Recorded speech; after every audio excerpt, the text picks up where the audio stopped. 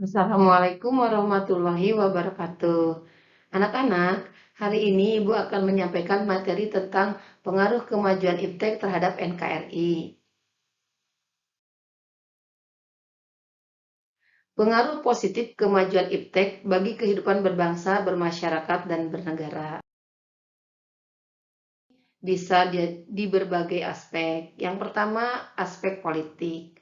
Dalam aspek politik, kemajuan iptek menjadikan nilai-nilai seperti keterbukaan, kebebasan, dan demokrasi. Ini sangat berpengaruh kuat terhadap pikiran maupun kemampuan bangsa Indonesia.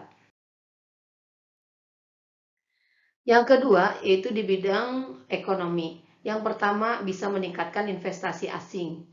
Yang kedua, terbukanya lapangan kerja internasional.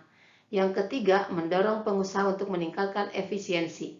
Yang keempat, meningkatkan kemakmuran rakyat. Dan yang terakhir, dana tambahan untuk pembangunan di bidang ekonomi. Yang ketiga, yaitu aspek sosial budaya. Dalam aspek sosial budaya, dengan adanya perkembangan iptek, kita belajar banyak dari tata nilai sosial budaya, cara hidup, pola berpikir yang baik maupun ilmu pengetahuan dan teknologi dari bangsa lain yang telah maju untuk kemajuan dan kesejahteraan rakyat Indonesia.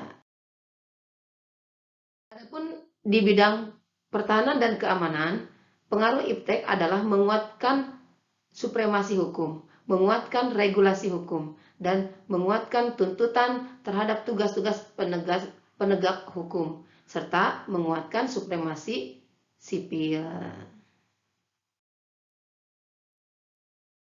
Bagian kedua yaitu pengaruh negatif kemajuan iptek bagi kehidupan berbangsa dan bermasyarakat dan bernegara.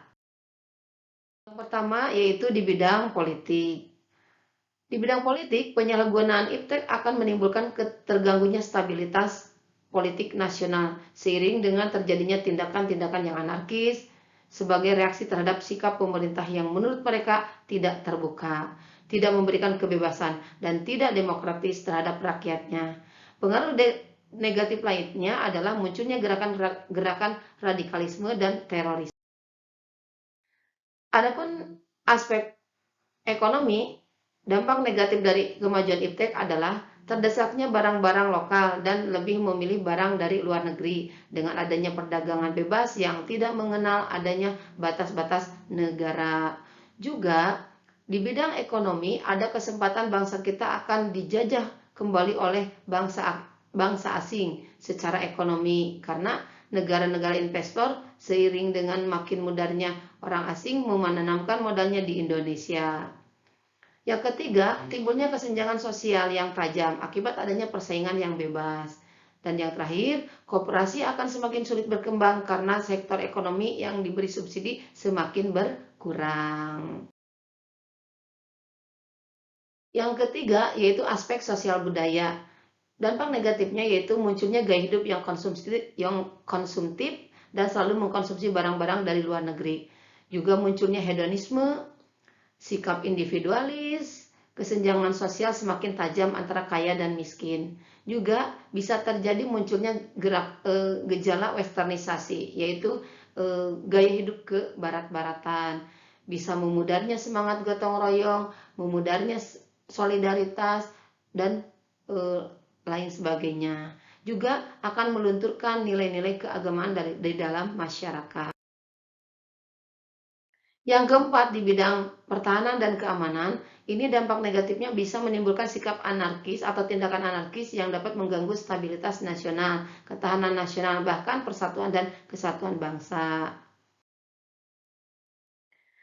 Yang terakhir, bagian yang ketiga, yaitu membangun sikap selektif dalam menghadapi berbagai pengaruh kemajuan iptek.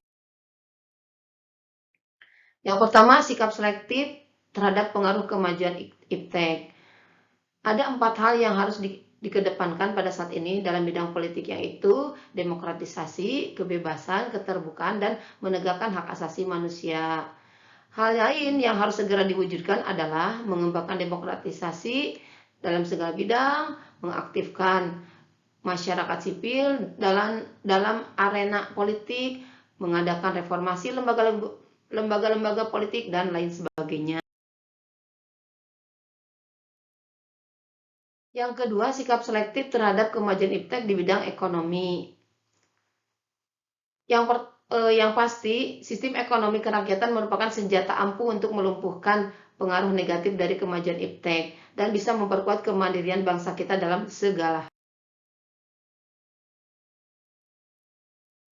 Dan yang ketiga, sikap selektif terhadap pengaruh kemajuan iptek di bidang sosial budaya. Yang pasti kita harus bisa mewujudkan sikap terbuka terhadap inovasi dan perubahan, selalu berorientasi ke masa depan, dapat memanfaatkan kegunaan iptek, menghargai pekerjaan sesuai dengan prestasi, menggunakan potensi lingkungan secara tepat, dan selalu menghargai dan menghormati hak asasi manusia.